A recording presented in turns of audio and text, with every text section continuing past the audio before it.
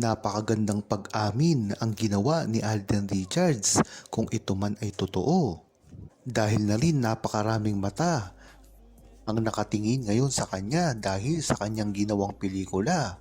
Mas maganda na rin ito na liwanagin mismo ni Alden Richards sa kanya mismo kung ano talaga ang nangyayari sa buhay nila ni Maine Mendoza. Hindi man maikakaila na nahihirapan si Alden Richards at Maine Mendoza na umamin sa publiko. Ngunit hindi nila ito maiiwasan na panghabang buhay dahil ito ay lalabas din at malalaman ng publiko ang totoo patungkol sa kanilang tunay na relasyon. Kampante naman ang buong True-Blooded Aldam Nation kung ito ay mangyayari dahil nga naman alam nila ang tunay at pribado nilang buhay. Matagal na kasi itong nakasuporta at talagang hindi iniiwan si Maine Mendoza at Alden Richards sa simula pa lamang. Talagang napakalaking utang na loob ni Maine Mendoza at Alden Richards sa mga OFW at lalong-lalo na sa mga seniors na hindi talaga bumitaw patungkol sa kanilang relasyon. Ito lamang ang inaasahan ng mga seniors sa simula pa lamang ang magsamang muli si Maine Mendoza at Alden Richards. Ngunit humihingi tayo ng tawad dahil sa mga edad ngayon ni Maine Mendoza at Alden Richards ay tila mapapusok pa ito at rebelde. Alam naman natin yan na ang mga kabataan ngayon ay tila umiiwas sa mga pangbabash dahil makakasira ito sa kanilang mga karir. Marahil yan din ang iniisip na anggulo ni Maine Mendoza at Alden Richards kaya hindi sila makaamin-amin sa publiko. Ngunit ang maganda dito, alam naman ng mga seniors, OFW at mga True-Blooded Aldam Nation ang mga pasikot-sikot ng relasyon ni Maine Mendoza at Alden Richards at mga pribado nilang gawain. Kaya kampante talaga sila at hindi pa rin ito nawawala. Dapat ngang ipaalam ni Alden Richards ang mga ganitong galawan nila ni Maine Mendoza nang sa gayon ay hindi na rin nagtataka ang publiko sa maaaring mangyari sa kanila sa hinaharap.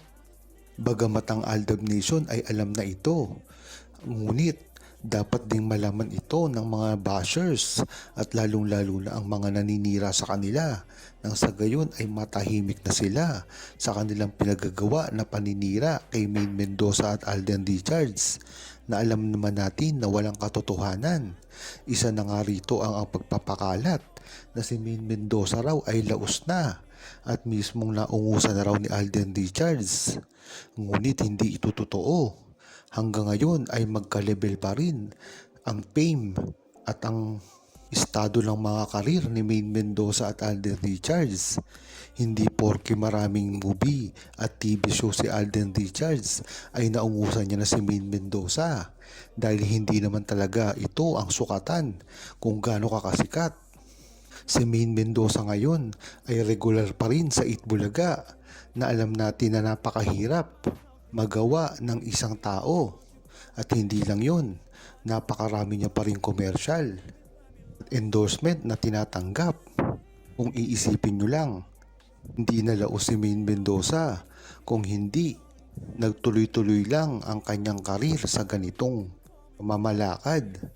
Kung matatandaan nyo ay ganyan na rin naman talaga ang karir ni Maine Mendoza sa simula pa lamang. Iisang TV show at minsan ay merong mga side racket at punong-puno ng mga commercials at endorsement. Pagdating naman kay Alden Richards ay hindi rin naman nagbago. Noong regular pa siya sa Itbulaga ay minsan nakikita rin sila sa mga Sunday shows ng GMA na ngayon din ay nangyayari ngayon kay Alden Richards. Ang nagkaiba nga lang dito ay ang movie. Dahil alam naman natin na si Maine Mendoza ay wala naman talagang ka-interest sa paggawa ng movie. At nasabi na rin ni Alden Richards yan na marami siyang sinakripisyo kay Maine Mendoza kaya hindi siya nakagawa ng movie ng iibang kapartner. Kaya dyan mo lang talaga malalaman na paninira lang talaga ang ginagawa nila kay Maine Mendoza at Alden Richards para nasa gayon ay mapabagsak nila ito. Ito na talaga ang tunay na panahon para aminin ni Maine Mendoza at Alden Richards kung ano ba talaga ang estado nila sa buhay.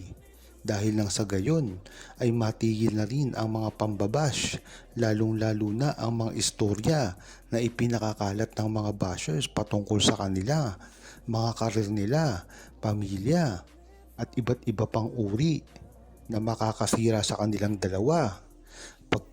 Alden nga ang gumawa ng mga ganitong bagay ay hindi paniniwalaan dahil na rin sa ugali ni Alden Richards sa publiko na isang napakabait na tao. Ngunit pagdating naman kay Maine Mendoza na hindi masalita sa publiko ay siya ang mahihirapan dito. Pagka pinakalatan nga siya ng mga balita na masasama, mga paninira, ay hindi niya ito kagad masasagot at talagang mahihirapan siya dahil hindi naman talaga siya palasagot na tao sa publiko. Kaya napakaganda ang gagawin nila ng ito. Pagkakataon na rin nila para ihayag ang tunay na nilasan nila. Nang sa gayon ay tuloy-tuloy na rin nila magawa kung ano talaga ang gusto nila. Yan naman talaga ang gustong gawin at pahayag ng buong Aldab Nation. Ipadala sa kanila ang kanilang hiling na muling magsama sa isang movie o kahit gumawa man lamang ng proyekto. Nang sa gayon ay malapit na rin magtipon-tipon ang buong Aldab Nation sa buong mundo. Mga seniors, mga OFW, mga dating fans, mga bago. Lahat-lahat na. Dito mapapatunayan kung sino talaga ang blockbuster artist katulad ni Maine Mendoza at Alden Richards. Dahil natatakot sila na pag gumawa ng movie si Alden Richards at Maine Mendoza ay talagang kikilalanin sa buong mundo at makaka-break ng mga world record. Kaya na ganoon na lang ang takot nila na pagsamahin muli ang Aldab Love Team ni Maine Mendoza at Alden Richards. Talagang makikita mo sa kanila na tunay at real na real ang kanilang relasyon.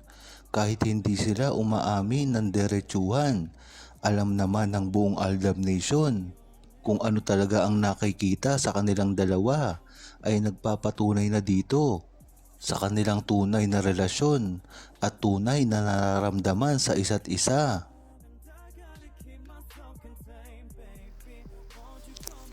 Huwag kalimutang mag-subscribe, comment at i-like ang video na ito. Thanks for watching!